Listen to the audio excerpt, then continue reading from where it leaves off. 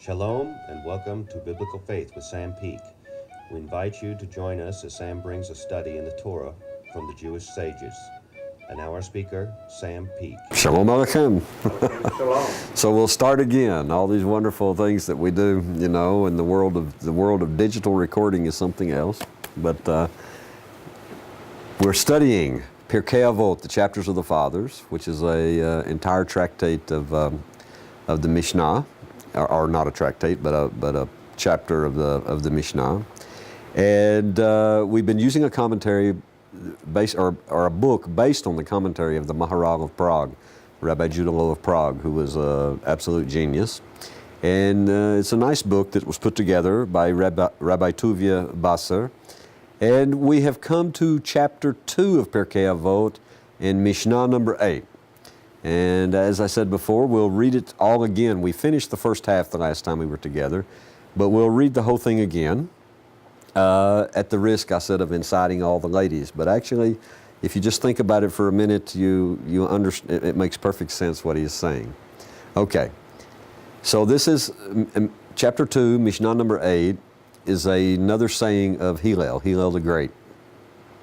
And it says, he used to say, the more flesh, the more worms. The more possessions, the more worry. The more wives, the more witchcraft. The more maidservants, the more lewdness. The more menservants, the more thievery. Now, he switches, and this is where we want to pick up. We've covered all those negative things. There's a total of 5 items that are very negative, having to do with excesses in the physical world, all right, and what they cause. And now he moves to another 5 items that are the positive things. So he begins, the more Torah, the more life. The more study, the more wisdom. The more counsel, the more understanding. The more charity, the more peace. All right? And then the Mishnah ends saying, one who has gained a good reputation, or a good name, literally, has gained it for his own benefit.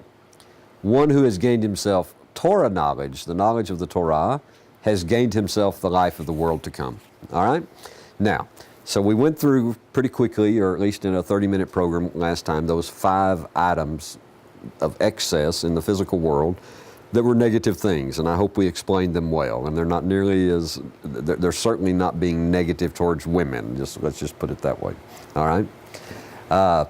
And let's pick up where he begins and switches Marbe Torah, the more Torah, then Marbe Chaim, the more life, he says. Going to the commentary of the Maharal of Prague, it says, now the Mishnah turns to the spiritual components of a human being. All of those spiritual components actually improve as they are increased, because the Torah vitalizes the soul. And it is through Torah that one comes close to God, who is the very source of Chaim, who is the very source of life. All right? So these will go quickly. That's very understandable also, especially for students, people who are students of the Torah. Marbe Yeshiva, the more study, the more actually a yeshiva is sitting together, okay, like we're doing right now, making a study, okay. Marbe Chachma, the more wisdom. The term Torah that is used, he says, in the first phrase, meaning the more Torah, the more life, that term refers to a solid knowledge, he says, a knowledge of its laws, of what the halakha is, and a grasp of its commandments, meaning the reasoning behind the commandments, those that we can understand, what all is connected with them. But now he says the term Chachma, the term wisdom, in this phrase, refers to understanding the systems of Torah law. He says it is, and that is only gained through extensive deliberation with colleagues. Now we have to move really and truly move ourselves to a Jewish world here, where in a yeshiva, which is what he says, Marbe Yeshiva, okay, in a yeshiva, what is going on in a yeshiva? Students, Torah students, they are sitting, and one person always has a partner, because you have to bounce everything off of each other, all right? And they'll take a page of the Talmud or a certain section of the Talmud or the Mishnah or whatever text we're using, and they begin to argue this back and forth on what it means, all right?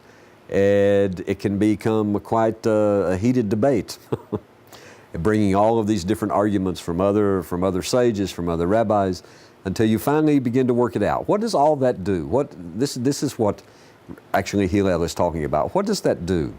When you argue something through, all right, with someone else, and you come to a correct conclusion on it or correct interpretation of it, it becomes yours. That's what happens. It becomes part of who you are, and it becomes yours. And this is the idea that he's talking about. And that can take place not just in a yeshiva, that can take place in life. I mean, it can take place even internally with ourselves, arguing a point back and forth. But what it all has to do with is really studying the Torah and gaining an understanding of the Torah and the commandments and how it works, the system of how it works. Okay? He says the qualities that are listed in the Mishnah, he says we need to understand that they are in order of increasing spiritual level. All right? Wisdom, which deals with the principles of law, is actually a different and a higher caliber of activity than the study of specific Torah laws, where he's talking about before. All right, so it's an evolution of, if you will, an upward evolution of ideas here. Now he moves to Marbe Etzah, the more advice, literally Etzah, or counsel in this case, the way they translate it. Marbe Tevunah, the more you have an understanding. And what that really means is an understanding in your heart. The more you begin to, and it's not just, I'm going to read his commentary in a minute. First, I'm going to give you mine. It's more than just, oh, I understand how that works. It becomes, earlier we were talking about an argument, you know, that we go back and forth and we go through all the little nooks and crannies and all the different possibilities. And finally we come to a conclusion that makes sense to us and it becomes part of us. It belongs to you. Now, Marbe Etzah, Marbe Tevunah means this word Tevunah means it's a part of our building, okay? In other words, we really understand, we understand exactly how it works, and we don't have to strain ourselves to try to figure out how that fits in or this fits in or that. It makes perfect sense, and it really is a part of us. Okay, now let's read what the Maharal says. I'm sure he'll do much better. The term understanding here, tevunah, refers to a depth of comprehension, he says. In other words, deep comprehension. And he says, and it comes by inferring one thing from another. It is at a higher spiritual plane than just hokmah, just wisdom. I understand what he's talking about. In other words, the understanding that we get is the way things actually work. So then when we come to the next problem or the next question or the next situation, we're much better able to put together, what do you do in this situation? Now see, in Jewish life, this is extremely important, but it should be in everybody's life, actually. It's just they don't think in these terms. So I'm thinking, just like in Jewish life, just like in the area maybe of kosher, can I use this utensil? Can I use this plate? Can I use this cup? Can I cook in this pot? Can I cook in that oven? And all the different situations that can be unbelievable. I could give you actually many instances, but especially because, you know, so one of the things that I do is I go on the road with the rabbi, and I'm on the road a lot across the country with a lot of different really Orthodox Jews. And in all the different situations we're in hotels and in people's homes and this and that, these kind of things are happening all the time. The deeper your comprehension of the Torah and the way it works and what it's in the system of just in the one area of kosher, that's just one area that comes to my mind, the better you're able to deal with things, I'm telling you. Okay. And it's at a higher plane, he says, than just wisdom. He says the Mishnah has actually covered 3 components of the soul so far, all right, or of the neshama. And he's saying These three components are Chokmah, Binah, and Da'at. Wisdom, understanding, and he's translating Da'at as a thorough comprehension. Usually we translate Da'at as knowledge, but they mean the same thing. If you have knowledge of something, you comprehend it thoroughly, okay? One who increases any of these has acquired greater worth. Unlike the first 5 items in the Mishnah, for which everything that we increase is actually lowers our worth. It's detrimental to us. Chokmah, Binah, and Da'at. Now, if we set up and laid out, most of you are familiar with the array of the 10 Sfirot, and Keter, in this case, Keter, the crown, which is often called the unknowable head, okay, because we can't know it. So then we have Chokmah, and then we have Binah. And Da'at appears in the middle, the knowledge that we have wisdom and understanding, and knowledge appears in the middle, and it's called a quasi-sphira, because if it's not present, then Keter is shown, because there's always 10, okay? But if Keter is not shown, then Da'at is shown. This, by the way, is actually, if we take the first letters, Chet in Hebrew, Chet, Beit, and Dalet, this is, of these things, Chokmah, Binah, and Da'at, this is what Chabad is, all right? The Lubavitcher Hasidic movement, that's Chabad. They are also called Chabad. Well, it comes from this, Chokmah, Binah, and Da'at. And those are literally the mochin, the brains. Now, the deal is even though those 10 Sfirot, they are the pattern for actually everything in the universe, they are also the pattern of your soul, of a human being's soul that comes from God, all right? And they divide between the upper 3, which are the brains, and the lower 7, which are called, they're all powers of the soul, if you will. And the lower 7, which are called the emotion powers of the soul. So Hillel the Great, it's unbelievable that he is actually, in this Mishnah, he is laying out things that actually follow the pattern of Chokmah, Binah, Da'at. That's the first 3 things he talked about on the positive, on the spiritual side. We could talk a whole lot more about this, but we're going to move on, okay? Marbe tzedakah, marbe shalom. The more tzedakah, in this case, tzedakah is actually charity. Now, we might also translate it as righteousness, okay? It's the root of the word for a tzaddik, things like this. But it's also a word that's used specifically in this, with these vowels, all right, as something, as charity, giving. Now, if we actually had the time in this program, you know, to condense a whole lot of beautiful Kabbalistic teaching about receiving and giving, we understand this part of Hillel's admonition even better. Because the more you give, what this is saying, then the more peace. And it means peace for your own soul. And the reason you have peace for your own soul, literally, is because if you receive in order to give to others, in order to give benefit to others, that doesn't always mean just throwing money at a situation. It may be your time.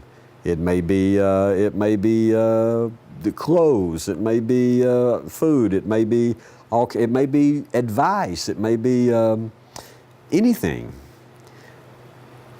If we receive in order to give benefit to others and in order to give pleasure to God, which I hope that's what is in the back of our minds while we're sitting here studying, okay, that automatically brings you closer and closer and closer to Him. The closer and closer you get to Him, no matter what the situation, no matter what's coming at you, no matter what the challenge is, no matter what the stress level, it doesn't matter. Your soul has shalom. It has peace. Seriously. This is what Hillel is trying to say. He's actually, it's part of his ways. It is very interesting that he lines out Chokmah, Binah, Da'at, these 3 brains of your soul. If they are in charge of your business, if they are running your business and not your emotions, where you're reacting to every little thing that comes along and it's a disaster, or it's either a high one minute or a low the next minute when your emotions are in charge, If you're operating according to Chokhmah Binah Da'at, which must be connected, he tells us exactly, Torah, studying together, and then truly comprehending something, making it a part of you, a part of who you are, then you're in good shape. And then you can actually begin the work of receiving from God all the things that we receive from Him in order, with the motivation that we receive in order to give, not just that we receive for ourselves alone. Now we receive in order to give benefit to others in every facet of life that we can imagine, and we receive in order to give pleasure to Hashem because it pleases Him that we study His Torah. It pleases Him that we do tzedakah, that we give charity. It pleases Him that we live according to the advice that He gives to us in the Torah. And that produces shalom. Because now it doesn't matter what comes at you. It doesn't matter the challenge because you're not reacting to it emotionally, where they're just constantly in charge. And when I say emotionally, I mean from your self-centeredness, from your ego. You react according to the Torah and according to the knowledge that you have, that Hashem is in charge of absolutely everything. Like we were even talking before, Wes, about the mistakes. Hashem is even in the mistakes. And this really is the level of the providence of God. And you don't have to let something turn you upside down anymore. Now that doesn't mean that everything is suddenly a bed of roses and all of this. It means whether it's a bed of roses or whether it's not, you still have shalom. You still have peace. Let's see what the Maharal says. I should have read him first. He says, peace is achieved when we are free from interference and opposition. Well, we can actually work that into what he just said, because interference and opposition doesn't necessarily have to come from someone else. It can be coming from us, from our reactions to the way we think the world should be treating us. A lack of peace, he says, poses a barrier to Torah and to every one of life's pursuits. So we therefore need peace to meet with success in life. He's absolutely correct, and we can. I understand him, I think, on a little bit different level than the way most people who read this would understand it, because they're looking.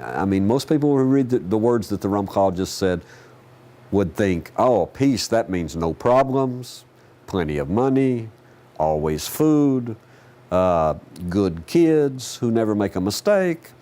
Who don't get me into a mess, on and on and on. That's what we're thinking of. Oh, that's peace. No, it's peace in spite of anything that happens, and especially in spite of free from interference and opposition. We have to understand that opposition and interference is not always coming from the outside. It's not always coming from those situations that are coming at us.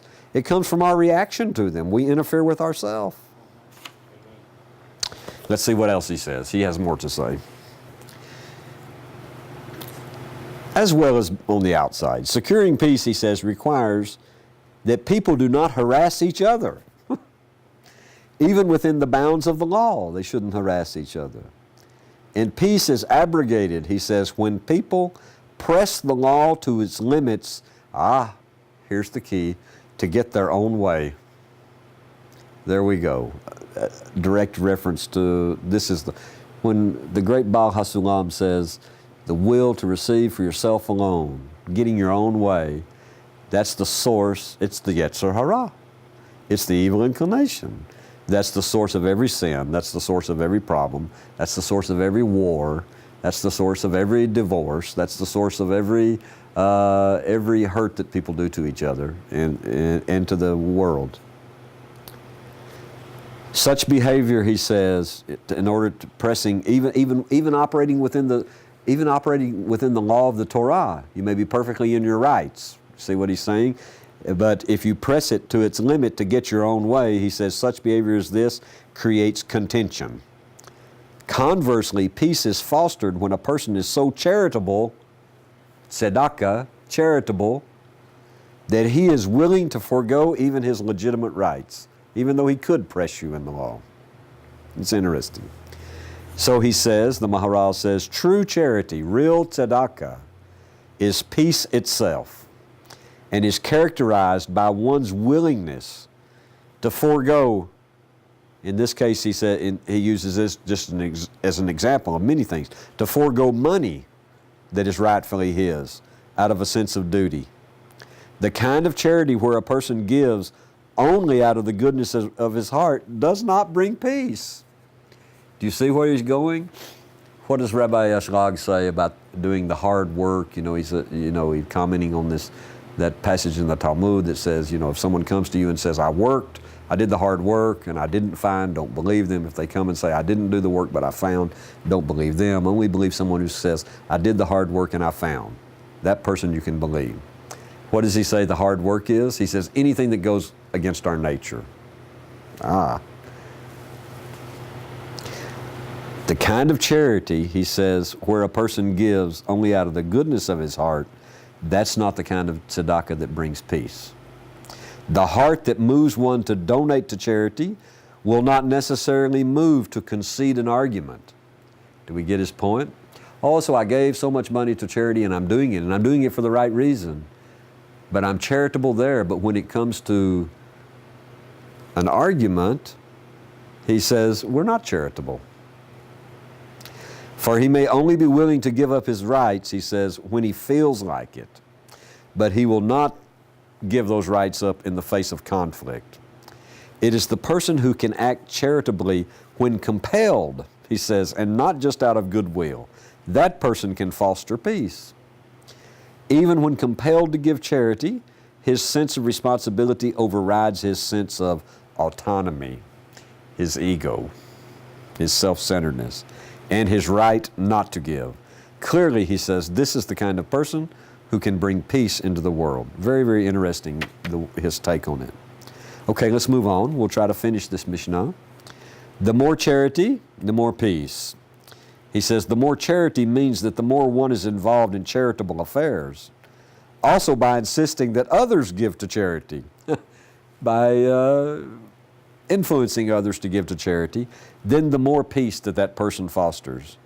He cultivates an attitude that directs charity towards the recipient's needs, he says, and this brings peace, and away from the donor's ego. Away from an ego, he said, because that brings strife. Very interesting. Then, Kanashim Tov, you have bought a good name, he says. They translate, one who has gained a good reputation. I'm thinking just in literal Hebrew, simply it says you've bought a good name. He says this Mishnah lists 10 qualities, of which 5 are physical, 5 are spiritual. 10 things, he says, constitute a unified group. It's like the 10 Sfirot, a unified group. And the 10th one embodies the essence of the entire group. For example, 10 men constitute a minyan, a quorum for prayer, and the 10th one is the prayer leader, through whom the other 9 individuals coalesce into a group. Likewise, this Mishnah has listed 9 elements of a person, and the 10th one, his reputation, his good name, is the sum of the parts. It is the essence of the whole person. By the way, that's not coming actually from the Maharal. That's coming from Rabbi Basar. He has a note there that's his explanation on this. Likewise, the 10 commandments, or 10 words, or 10 statements, they consist of 9 commandments, and actually 9 commandments, and the opening statement is, I am Hashem your God, all right? Which means, that's everything. I am the root of everything. That is the principal statement of the entire group to which the other 9 are subordinate. So what he's saying is that's what this 10th quality is here. It's the best, the good name, if you follow the advice of Hillel. This is his advice. If you want not a good name and you want lots of problems and you want to be totally depressed and harassed and a person with no peace, follow the first 5 things. Increase this and you'll increase that. If you want a good life with Hashem and peace in your life, no matter what's happening, then the second set is the best. One who has gained a good reputation or a good name has gained it for his own benefit. He says this 10th quality is the best of all the qualities listed because it applies to the essence of a person. He says, which, by the way, is your reputation. Interesting. He says in Hebrew, the Hebrew for reputation literally means name, Shem, okay? In Hebrew, the name of something actually describes the very essence of a thing. One who has gained himself Torah knowledge has gained himself the life of the world to come. And the Maharal says, this is not an additional thought. It is just a clarification of all the earlier statements that the more Torah, the more life. In addition to adding to life in this world, the Torah also adds to your life in the world to come. This statement was placed at the end of the Mishnah in order to conclude the Mishnah that this is actually the loftiest of a human being's goals. Not this life, not material things in this life or physical things in this life, but to correct yourself, to make tikkun, to be interested and concerned and involved with the right things for the world to come. That's the whole idea. So this is a very interesting Mishnah. It's always interesting to me, because we have studied for a long time with the Baal HaSulam, Rabbi Yehuda Lev Ashlag, and so many of his things that he gives us the essence of the bottom line of everything that you study in any area, especially in the Kabbalah. But a lot of people, will in a sense be critical of him, saying, "Oh, this is something new he came up with." Excuse me. It's not new at all. It's in all of the sages. They're just not using the exact, they don't say the will to receive for yourself alone. But once we identify that and we know that that's our ego, that really is our Yetzer Hara, our evil inclination, which can be used for evil, but it can also be directed and turned and used for good, and that's the key. We see it, it's in all of the sages' writings, absolutely everything. The reason I love the Baal HaSulam is because he puts it in such terms that we can't wiggle. You know what I'm saying? We can't wiggle out of it and say, oh, well, that could mean something else, or we just don't really understand that. Things like that. He puts it in very, very clear terms and defines it where we can't get out from under it or avoid it. It's very, very interesting. Okay, we're coming up on Mishnah number 9, which this Mishnah is going to be let's see. No, it's not so extensive. I don't think we'll have time to deal with it, but let's just read it. Okay? Let's just read it, because I think we have only about 3 minutes left. Rabban Yochanan ben Zakkai. He received the tradition from let me read it. Kibel mehilel mishamai. Okay, yeah, he received the tradition from Hillel and Shammai. And Rabban Yochanan ben Zakkai, who is a very, very important great rabbi, he used to say, if you have studied much Torah, do not take credit for yourself, because that is what you were created to do, to study much Torah. We'll look at this much, much closer. But I think it's on just a superficial look at it, it's very, very succinct, and it's very, very correct, and it nails again. Look at what he's saying. Do not take credit for yourself. Don't allow that to feed your own ego. That look what I am. I'm a real Talmid Hacham. I'm a real wise student of the Torah. No, that's what you were created to do. So don't get a big head, in other words. And this is what we were created to do, and because it's pleasing to Hashem. It's beneficial to us, and it's pleasing to Hashem. Okay, that's what we'll tackle the next time we're together, and then move on. We have a lot of really cool things to actually look at.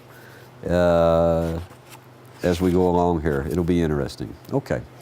All right. I hope you enjoyed it. And no ladies threw any rocks because I didn't go back and cover the more wives, the more witchcraft thing. And if it's a real problem, we covered it the last time, and make Jason give you a copy or something. Okay. All right. So shalom uvracha to you. Peace and a blessing. And I'll see you the next time. Thank you for joining us in our study. If you enjoyed this study and are interested in learning more from the Torah and the sages of Israel, then check us out on the internet at www.bfm101.com, or you may contact us toll-free at 1-800-639-0169. Our mailing address is Biblical Faith, P.O. Box 2, Abilene, Texas 79604. Until next time, we wish you shalom uvrakah, peace and a blessing.